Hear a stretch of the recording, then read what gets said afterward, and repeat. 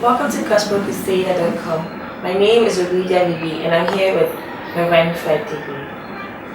Good afternoon. Good afternoon. Please, how are you? I'm doing well. And your family? We are all doing fine by His grace.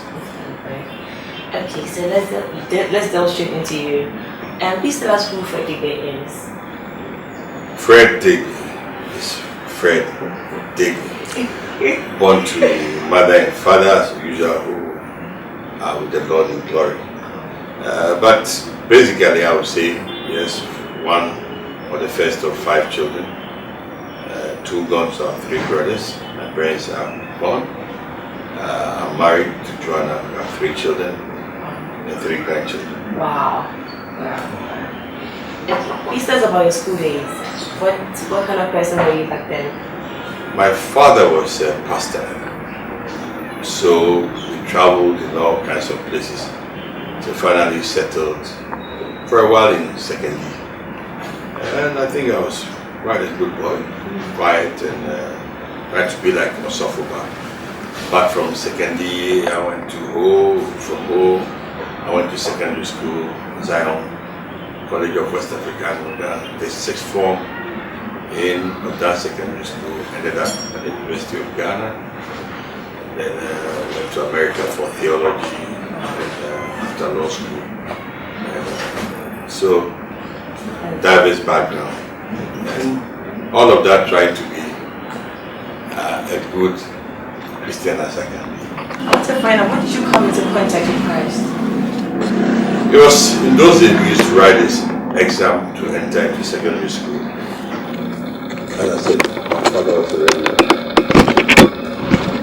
But I had made some sort of decision. And when I was getting to secondary school at the age of 12, 13, I remember kneeling down and said, Lord, again reaffirm my faith in you as my Lord and Savior. Help me to pass this exam. And whatever I get from it, I'll use it to serve you. And the first time I sat for it, I passed. I wasn't allowed to go to secondary school because I was too young. In those days, they used to say, finish San 7. So if you don't finish San 7, you go to secondary school, you don't have O-level means, you don't have any degree, you don't have any qualification. I passed the first time, they wouldn't let me go. The following year, I did it again, I passed. They said, go. So I went. And then went to school until I got tired of going to school. Okay. Okay, we understand you were the former General Secretary of the Christian Council. How did you attain that position and what are some of your achievements?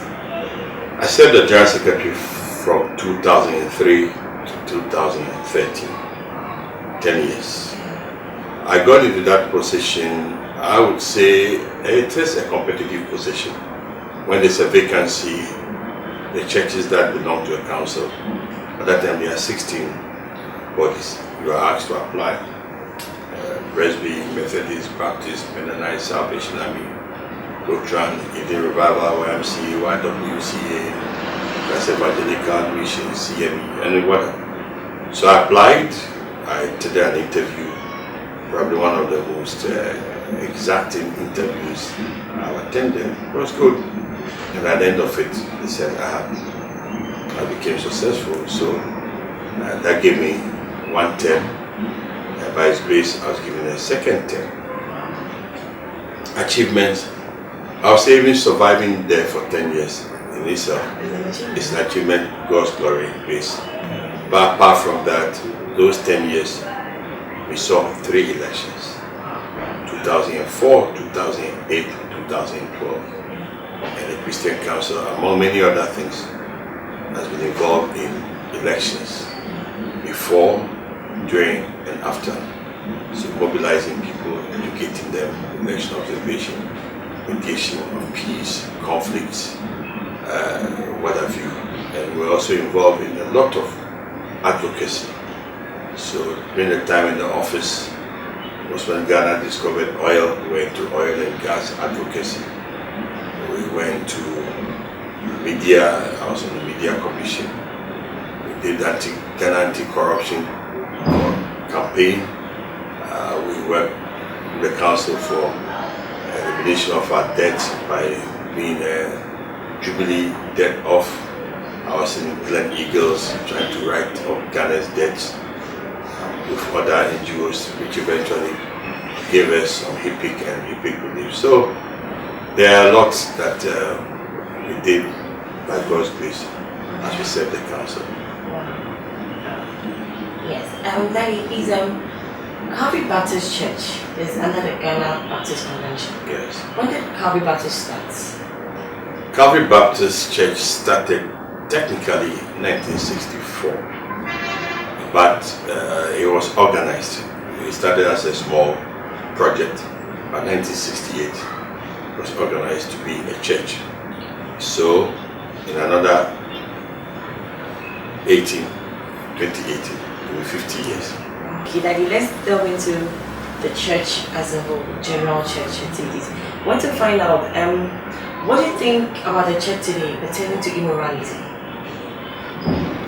The church in Ghana is part of the world system, and most people can testify that morality in the world is on the ascendancy. Perhaps it has always been there and we were not aware of it. But with the advent of radio and TV, we hear a lot. But people also see a lot. So because they hear a lot, they see a lot, or it is easier to hear a lot and see a lot these days than our, I was going to say our dark days. The temptations or the attractions for immorality are higher. With a small tablet in somebody's room, they can do anything they want to do. FaceTime, Twitter, internet, Android phone. They can do anything they want to do. They chat, they do all kinds of things. And it also looks like, in the olden days, people were more suspicious or they asked more questions. If you dressed beyond your ability, if you showed signs of wealth when you were not supposed to have it, they asked more questions. People were more strict about morals.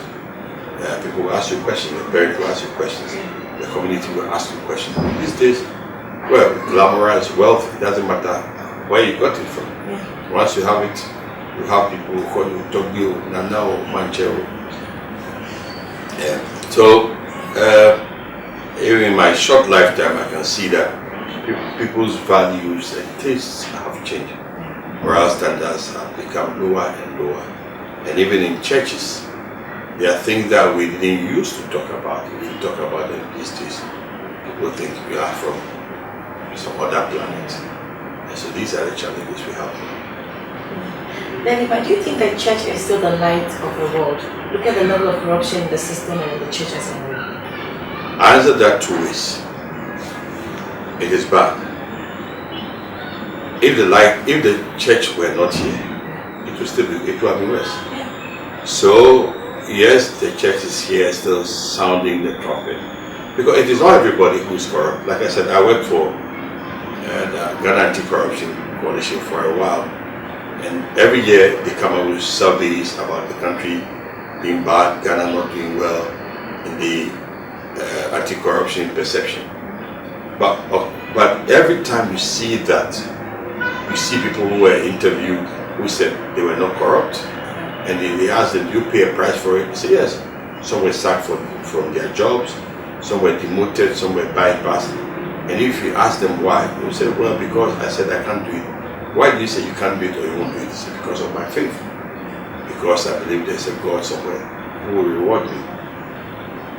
So they ask the people who uphold the moral, ethical standard, that God will judge us. And I'll say, we can do better as a church, but the church members, some of them are doing quite well.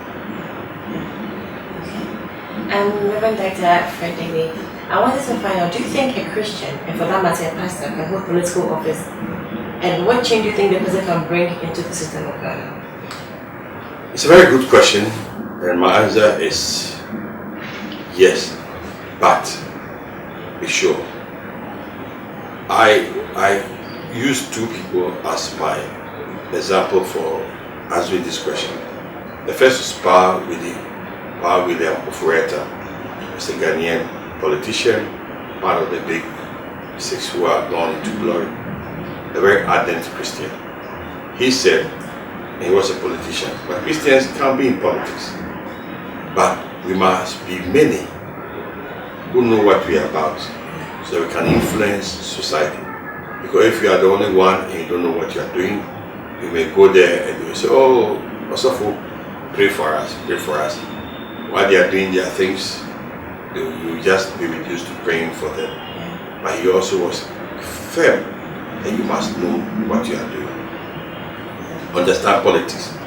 Then the other one was Colin Powell. I don't know whether he's a Christian or not. But he said when the people were appealing to him because he was a very successful general in the Iran-Iraq war, the Desert Storm, who thought he could be a good president of America.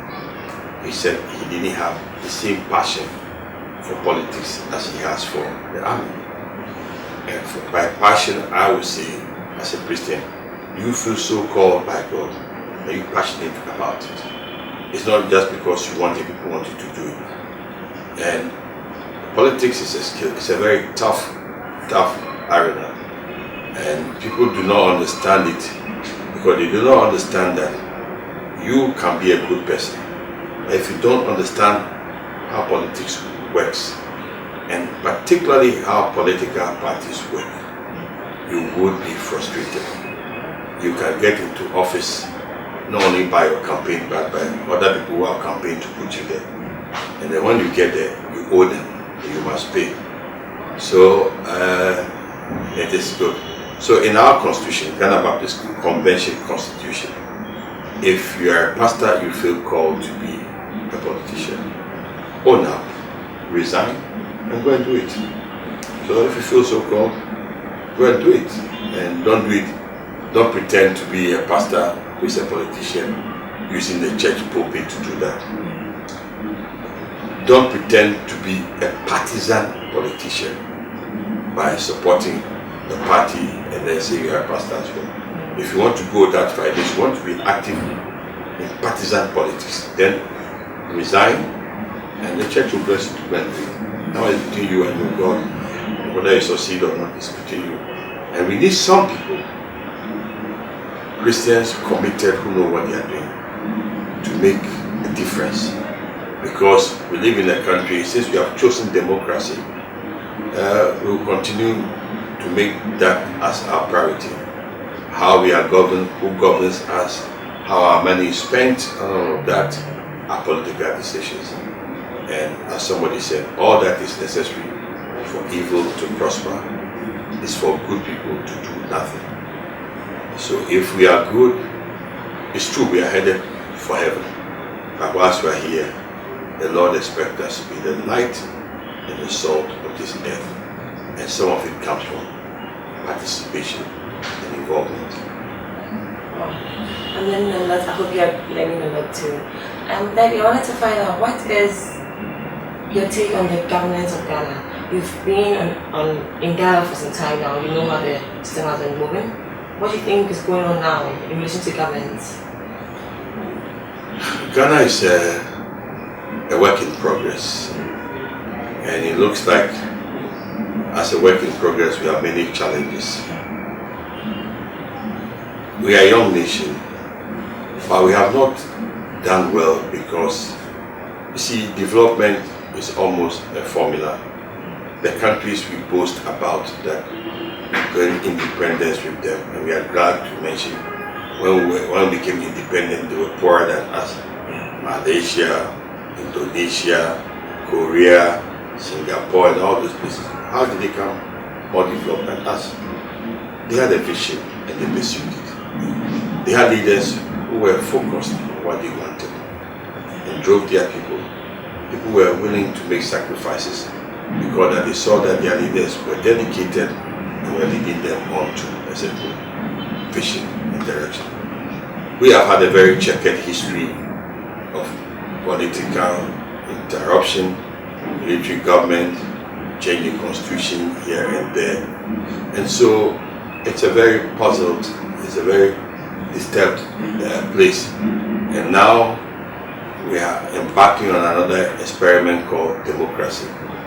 But I particularly like to use that word that people use for it, since it is the majority language. What is democracy? The Ghanaians really understand it. So in Akan language, they say democracy is what? Kepi mami kepi. Say it and let me say something. What is that what democracy is?